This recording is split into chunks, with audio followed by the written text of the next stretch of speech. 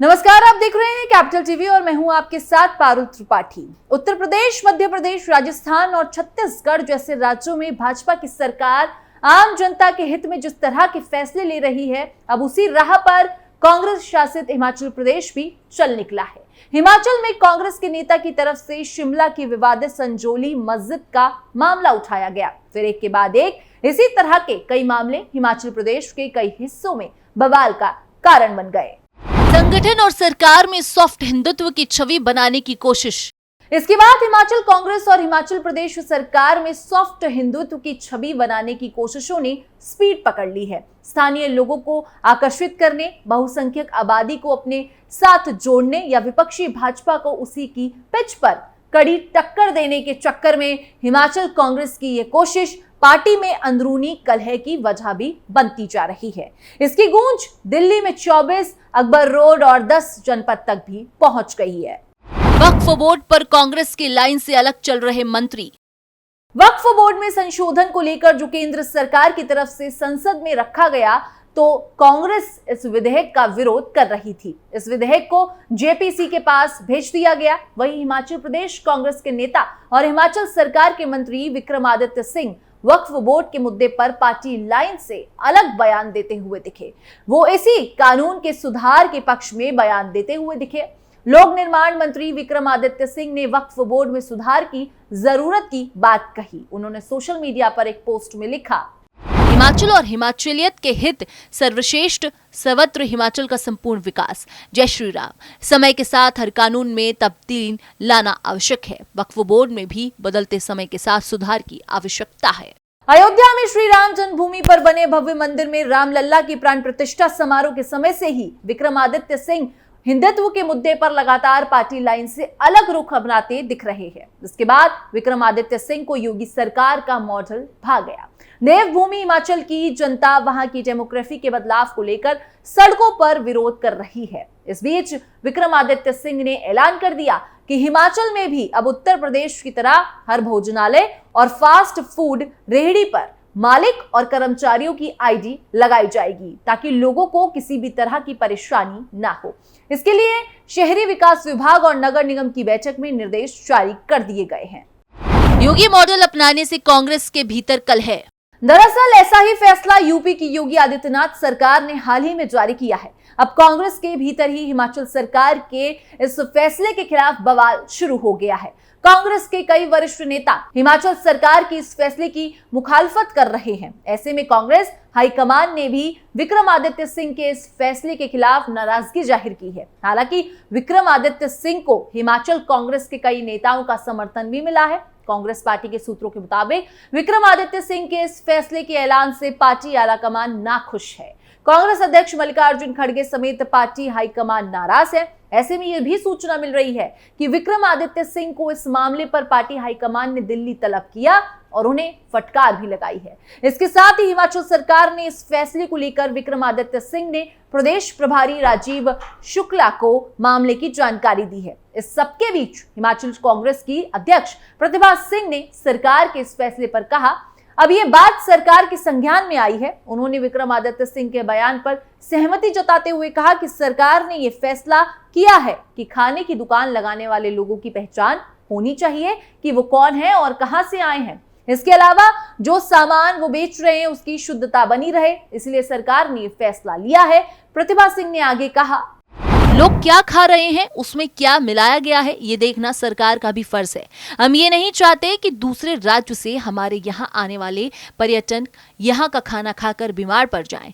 क्या ये कानून यूपी की तर्ज पर लाई गई है? इस सवाल के जवाब में उन्होंने कहा, हमारे यहाँ अपना कायदा कानून है, हम यूपी को क्यों फॉलो करेंगे। इसी के साथ आपको बता दें कि उत्तर प्रदेश के मुख्यमंत्री योगी आदित्यनाथ ने राज्य के विभिन्न जिलों में खाने पीने के सामानों में गंदगी मिलाई जाने पर मंगलवार को बड़ा फैसला लिया। मुख्यमंत्री ने एक उच्च स्तरीय बैठक में कहा कि जूस, दाल और रोटी जैसे खाने पीने की वस्तुओं में गंदगी वाली चीजें मिलाने की घटनाएं बर्दाश्त नहीं की जाएंगी। हर दुकान में नेम प्लेट लगानी होगी। होटल, रेस्टोरेंट, ढाबा में काम करने वाले हर शख्स का पुलिस वेरिफिकेशन होगा।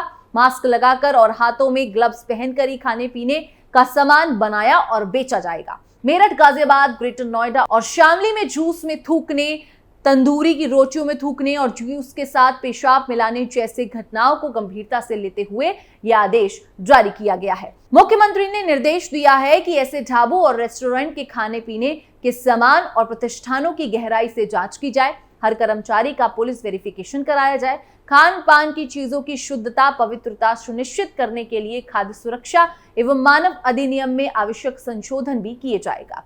नवरात्रि शुरू होने के पहले भी ये आदेश काफी अहम माना जा रहा है। भोजन बनाने और बेचने वाले सभी होटल, रेस्टोरेंट और ढाबे पर संचालक, प्रोप्राइटर, मैनेजर का नाम और पता डिस्प्ले करना अनिवार्य होगा। शेफ हो या वेटर, सभी को मास्क लगाना होगा और ग्लव्स पहनने होंगे। हिमाचल में सॉफ्ट हिंदुत्व छवि बनाने की कोशिश से कांग्रेस में कलह है। ऐसे में साफ पता चल रहा है कि हिमाचल में सॉफ्ट हिंदुत्व वाली छवि बनाने की कांग्रेस की कोशिश पार्टी के अंदर ही कलह का कारण बन गई है, जबकि कांग्रेस हिंदुत्व वाली छवि को लेकर हमेशा घेरती रही है। इसीलिए पार्टी का शीर्ष नेतृत्व जहां एक तरफ हिमाचल सरकार के इस फैसले से नाराज है, वहीं पार्टी के हिमाचल प्रदेश के कई नेता अभी भी इस फैसले के पक्ष में बयानबाजी कर रहे हैं। वहीं भाजपा के नेतृत्व में केंद्र की एनडीए सरकार और जिन राज्यों में भाजपा की सरकार है, उसके फैसलों को लेकर कांग्रेस लगातार ये कहती रही है कि भाजपा हिंदुत्व की अपनी सोच के साथ आगे बढ़ रही है और उसके एजेंडा में अल्पसंख्यक कहीं भी नहीं है। लेकिन कांग्रेस की हिमाचल प्रदेश इकाई के नेताओं के हाल के कुछ बयान इस तरह के सवाल खड़े कर रहे हैं कि क्या कांग्रेस हिमाचल में सॉफ्ट हिंदुत्व की राह पर चल रही है? क्या हिमाचल की खस्ताहाल आर्थिक स्थिति से ध्यान हटाने की चाल?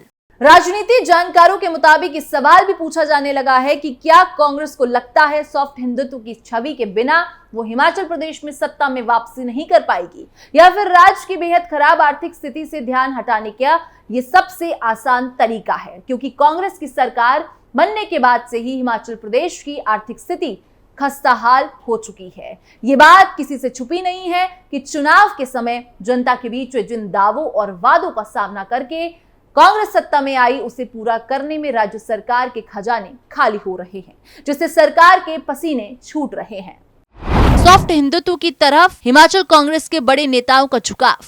हिमाचल प्रदेश कांग्रेस के कुछ नेताओं का सुझाव सॉफ्ट हिंदुत्व की तरफ हो रहा है। हिमाचल प्रदेश की हाल की कुछ घटनाएं इसकी गवाही दे रही हैं। राजधानी शिमला से शुरू हुआ अवैध मस्जिदों का मामला धीरे धीरे पूरे प्रदेश में फैल गया। ये मामला संजौली की मस्जिद से शुरू हुआ, जिसे कांग्रेस सरकार के मंत्री ने अवैध बताते हुए घुसपैठियों तक का जिक्र कर डाला था। कांग्रेस नेता अनिरुद्ध सिंह ने इस संजौली मस्जिद को लेकर कहा था कि बिना मंजूरी के निर्माण शुरू कर दिया गया। ये एक अवैध ढांचा था।